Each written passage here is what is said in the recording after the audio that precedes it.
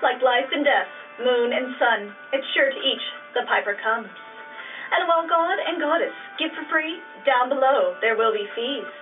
Despite perfect love and perfect trust, there's no way around it. Cash is a must. We've sought within, but come up short. So we come to thee, your help to court.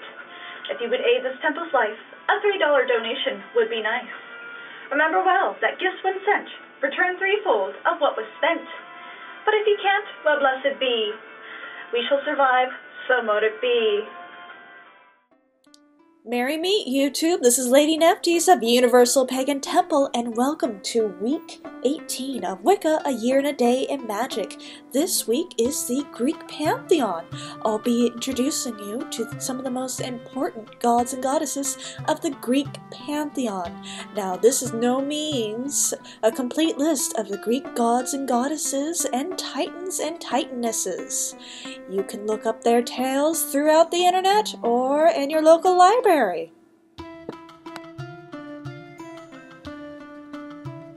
Now let's start with the Greek titaness Gaia. She's the titan of nature and of marriage. She's the daughter of chaos and is the mother of the titans.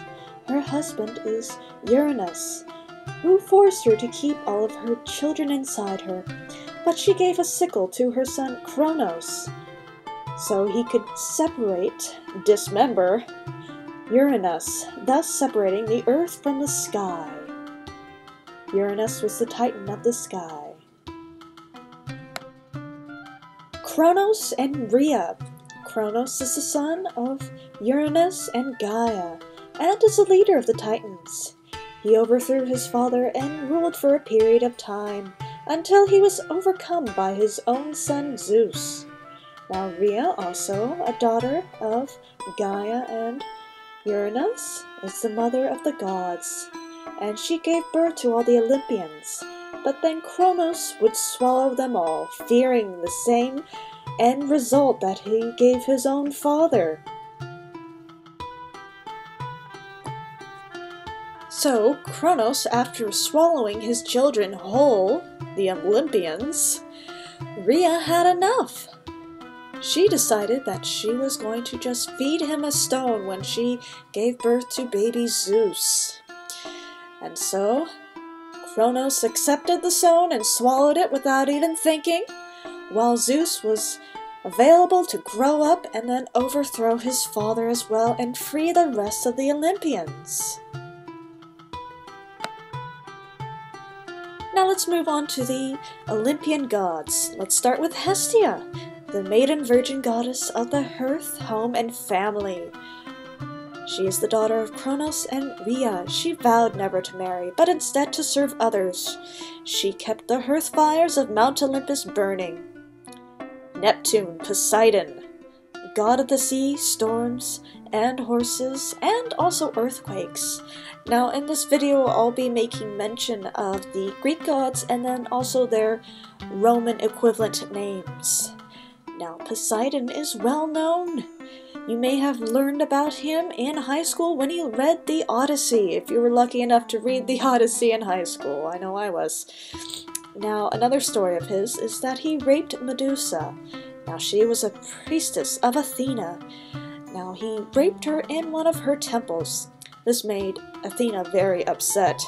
So she turned her priestess into the famous monster Medusa. He is also another son of Kronos and Rhea.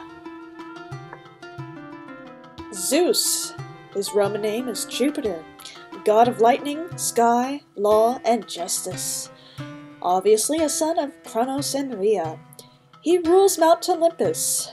He is married to Hera, but is famous for his unfaithfulness to her. His children are Apollo, Artemis, Dionysus, Hercules, and Minos, just to name a few. Hera, her Roman name being Juno. She's the goddess of marriage and birth. She's the mother of Hephaestus and Ares. Now she's quite an upset goddess, understandably so, because of Zeus's unfaithfulness to her. She harasses and tries to kill Zeus's offspring, conceived in infidelity. Her symbols are the peacock. Hades, his Roman name being Orcus. He is the god of the dead and of riches. He is the ruler of the underworld, but he isn't an evil god. But he is a bit greedy. He does forbid anybody from leaving his realm. Hermes, messenger of the gods. He is the god of trade and travelers and athletes. Aphrodite, her Roman name being Venus. She is the goddess of love, beauty, and sexuality. She was born from Uranus's genitals after they were cut from his body and thrown into the sea by his son Kronos. She then arose from the sea foam. Swans and dolphins are sacred to her. And since she is the goddess of beauty and sexuality, nobody is immune to her except these two goddesses. Hestia and Athena are the only two in the world immune to her beauty and her allure. The goddess Artemis, her Roman name being Diana. She's the goddess of the hunt, childbirth, the moon, and virginity. She's the daughter of Zeus and Leto. Deer are sacred to her, and she protects young girls and also protects women during childbirth. She helped her mother birth Apollo right after she herself was born. Now Apollo, he is the god of the sun and brother of Artemis. He is the god of the lyre. Hecate, she is a goddess and also a giantess. She's the goddess of the crossroads, and in later years, she is also a goddess of witchcraft. She appears as a maiden, but later is depicted as a crone. She is also a triple goddess. Demeter, she is the goddess of the harvest, and she is the mother of Persephone. When Hades took Persephone to the underworld, Demeter was so upset and angry that she took her gifts away. Her harvest, she took it away from the earth, thus starving a whole lot of humans. Now Zeus made Hades return Persephone, but Persephone, while in the underworld, had eaten the seeds of a pomegranate. Thus she must spend 4 or 6 months in the underworld with Hades, depending on the myth. Athena. She is the goddess of wisdom, war, and weaving. Athens is named after her because of her gift of the olive tree. She's associated with war, but more towards strategy. Ares, his Roman equivalent name being Mars. He is the god of war, and the son of Zeus and Hera. He is the god of a more gruesome and violent side of war. He is well known for his relationship with Aphrodite. Hephaestus, his Roman god name being Vulcan. He was married to Aphrodite by Zeus because he was an ugly god, unfortunately, so he was not seen as a threat. He is the god of blacksmithing, forges, and fire. He made all the weapons for the gods on Mount Olympus. His symbol is the hammer and anvil, and also tongs. Pan. Pan is the god of shepherds, nature, hunting, fishermen, and music. He is also a god of fertility, and he is also usually depicted with an erect phallus. He is also one of the many horned gods. Now he created the reed pipe after failing to seduce a nymph. Now he tried to grab her, but the nymph had pleaded to the gods, so she was turned into reeds. But then Pan liked their sound so much that he turned them into a pipe.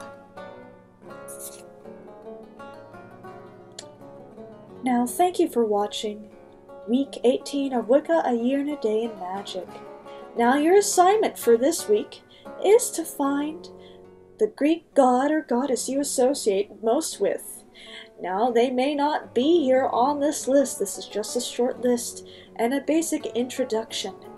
Now I expect you, if you find any of these gods or goddesses interesting, to go research their tales and myths yourself and do a little bit of work with these gods. And then, if you find one that you're drawn to, post in the comments below and tell us about them. Now, next week is week 19, the Norse Pantheon. And until next time, blessed be.